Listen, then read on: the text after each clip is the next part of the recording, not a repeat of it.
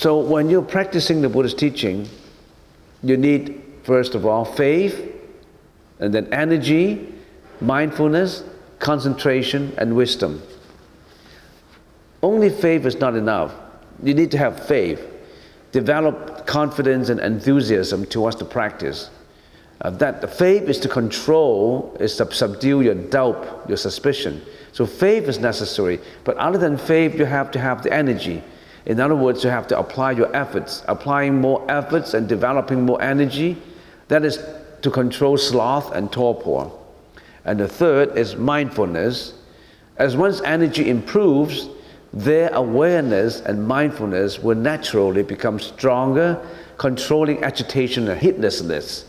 Mindfulness that means you have to have the samadhi, the concentration. You have to be mindful. The 5 virtues are necessary in the practice of the Buddha's teaching. Faith, energy, mindfulness, concentration, insight. When one's mindfulness of the present moment improves, the mind will naturally stay on the object of meditation for longer periods of time, controlling distraction. 5th is wisdom. As the mind becomes more calm and still, wisdom is developed so that they are able to see the true nature of things, to attain enlightenment. That is to control ignorance. So you need the 5 virtues. Actually, there are 37. Let me introduce this 5, 5, and 7 to you first, and then we'll do a general conclusion of what are the 37 aids to enlightenment. The 5 virtues. The 5 powers is also faith, energy, mindfulness, and tranquility and wisdom, but you have to increase it. So the Buddhist teaching is you have to increase your efforts all the time. So you have to be very diligent. You have to work hard at it. Buddhism is not, if we use the word religion, it's not a religion of just faith. It's a religion of practice, a religion of efforts. Applying your efforts to the practice. You need, other than the theory, you need the practice. So it's not just faith. Faith is not an idolization of certain personification. Faith is applied to let yourself to believe in what you're practicing. Not just idolization, not just idolizing a Buddha. No, that's not what it is. Faith is the faith in yourself. Faith is the faith in your confidence, in your enthusiasm. Not faith in worshiping a Buddha. That's not the faith we're talking about. Faith in yourself, in the confidence, in your enthusiasm. Not in a person, not in God, certainly. And then the 7 enlightenment factors: mindfulness, investigation, energy, joy, tranquility, concentration, and equanimity. So mindfulness, when the 4 arousing of mindfulness are developed, the practitioner must continue to cultivate it further. Investigation. On whatever occasion, abiding thus mindful, the practitioner investigates and examines the state with wisdom and embarks upon a full inquiry into it. One chooses the most appropriate way according to one's arising conditions. The investigation of state's enlightenment factor is aroused in him and he develops it. That means in the study of Buddhism, in the practice, you have to investigate, you have to ask why. Don't just follow it blindly. You have to analyze. Energy is to apply your efforts. Tireless energy is aroused and developed. Joy, in one who has aroused energy, unworldly joy arises and develops. This kind of joy is not the same as the worldly happiness or the worldly pleasures we're talking about. Sometimes in your meditation, you have all of a sudden an eruption of joy in you. That kind of joyful is not the sensuous pleasures that you have. It's a special kind of divine or spiritual joy. 5th, tranquility. In one who is joyful, the body and mind becomes tranquil. Our mind is always being led away by outer environments, by objects all the time. That's why we have mental afflictions. 6 is concentration. In one whose body is tranquil and who feels pleasure, the mind becomes still and composed. 7, equanimity, he closely looks on with equanimity at the mind and thus still and control. Thus equanimity is aroused and developed. So these are the 7 enlightenment factors which are very important in the practice of Buddhism. So you know that it's not just believing in a Buddha and you can go to heaven. It's not it. You have to practice. You have to make sure that you come to a certain practice that at the time of death, your mind would not be topsy-turvy, we call it. In the Chinese language, it's 颠倒, topsy-turvy. That means the top becomes the bottom and the bottom becomes the top. Your mind is in confusion. Usually when people is on the verge of dying, his mind becomes confused. But if your mind is confused, or you have a topsy-turvy mind, you cannot go to the land of bliss. You will roll into samsara and reincarnation. So you have to practice all the time in your concentration in order to chant the Buddha's name. Your mind is not confused and you will be received into the land of bliss. Next, the Eightfold Path, which is just mentioned in the Sutra: right view, right thought, right speech, right action, right livelihood, right efforts, right mindfulness, and right concentration. Right view, the view based on the understanding of the Four Noble Truths: causation, impermanence, karma, and non-individuality of existence, and so on, so that all this view removes our ignorance. You gotta have the right view. Right thought, renunciation of craving, hatred, and ignorance, renunciation of attachment to the 5 skandhas, maintaining thoughts of compassion, and so on, just to summarize it. And then right view and right thought pertains to prajna, which is wisdom. View and thought comes from wisdom. So the 3 pillars of the Buddhist practice is wisdom, morality, and meditation. You have to have wisdom, the pillar of wisdom, the pillar of morality, and the pillar of meditation to support your practice. So right view and right thought pertain to wisdom, which is in Sanskrit is called prajna. And then right speech, avoidance of lying, cursing, tattletelling, and flatteries, and double-tonguing, right speech. This is people, most of us in our daily life, we don't pay attention to the right speech. So we curse, we lie, we tattle, we double-tongue, and that creates a lot of bad karma and bad energy. So you gotta have the right speech. Right action, restrain from killing, stealing, and sexual misconduct, which is the misuses of the senses.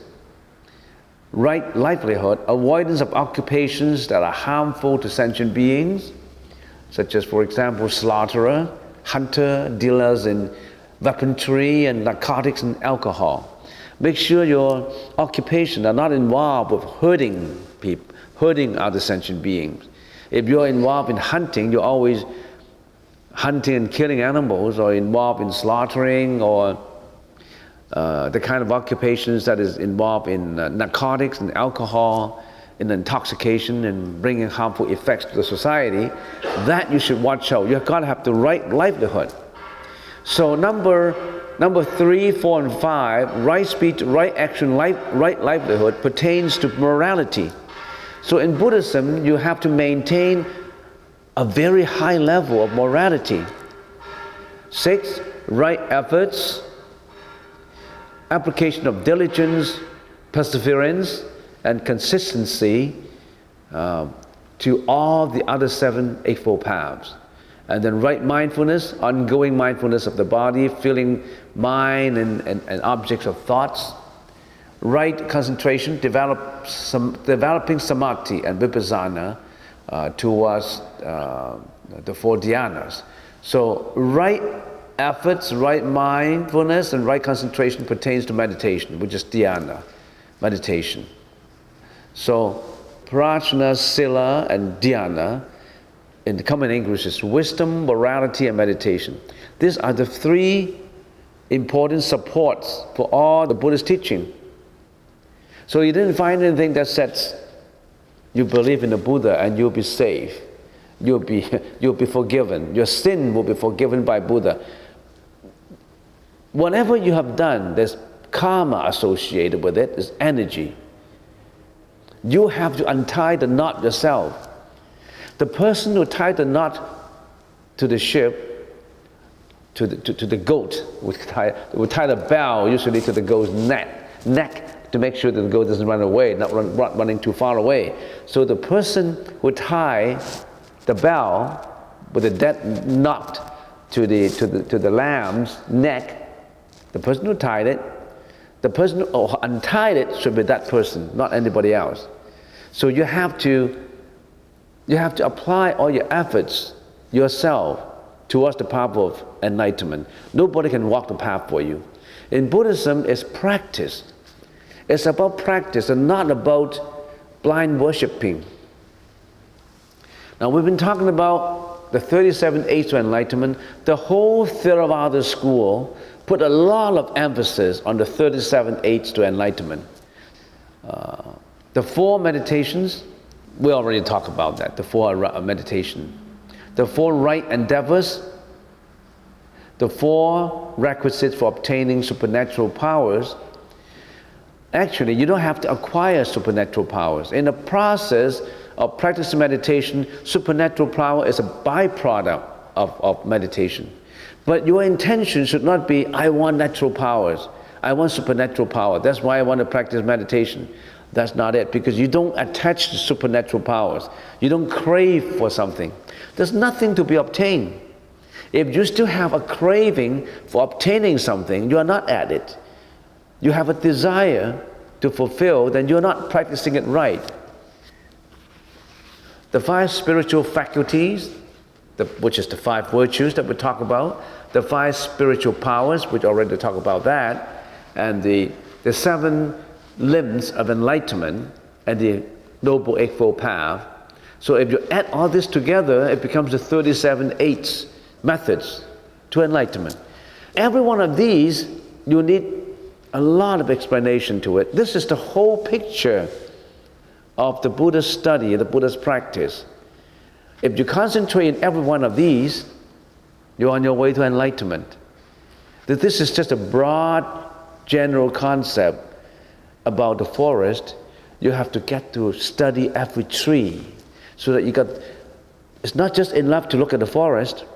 You have to walk the forest, study every tree, every leaf, every root, so that you become enlightened. This is just a general map, a general concept for you. The 4 meditations, which I haven't talked about, is body as impure, feelings as suffering, mental thoughts as changing instantaneously, and phenomena as selfless. So that's just a few lines to describe the 4 meditations.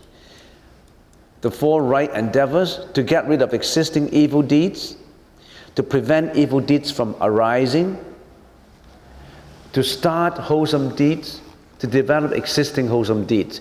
In other words, to get rid of the bad evil deeds, not just to getting rid of it, to prevent it from arising. To do wholesome deeds, not just to do it, to develop it further. That's just the keywords. Every one of these lines needs some explanation so that you know exactly what it means. These are the 4 right endeavors. The 4 requisites for achieving dhyana: concentration of desire towards achieving dhyana. Now this desire is different from a sensuous desire. Concentration of desire, this desire is a destination on an object, an objective. You need an objective. This is what I want. This is not craving. This is not a sensuous desire. This is a desire to do for the destination that you want to go to. Setting up a target. Concentration of energy towards achieving dhyana, concentration of investigation towards achieving dhyana, concentration of analysis towards achieving dhyana. So these are the 4 requisites for achieving dhyana. Okay, so we have explained it. So the 37 eights in the sutra, it does not mention the 4 arousings, the 4 requisites for improving meditation. Only about the 5 virtues, the 5 powers, and the 7 enlightenment factors. Okay, so next time we'll continue. In talking on a sutra like this, we can only, because of the limit of time, we can only give you a broad general concept. You can investigate more by getting into Google about this sutra to get more details about it. This is the sutra that talks about if you're not successful in your meditation, to be enlightened at your present life, it's absolutely important that after you pass away from this world, don't go into samsara. Go into that land of bliss where Amitabha Buddha is the professor in there. He'll be teaching you on your way to enlightenment. So that is an expedient method of getting enlightenment.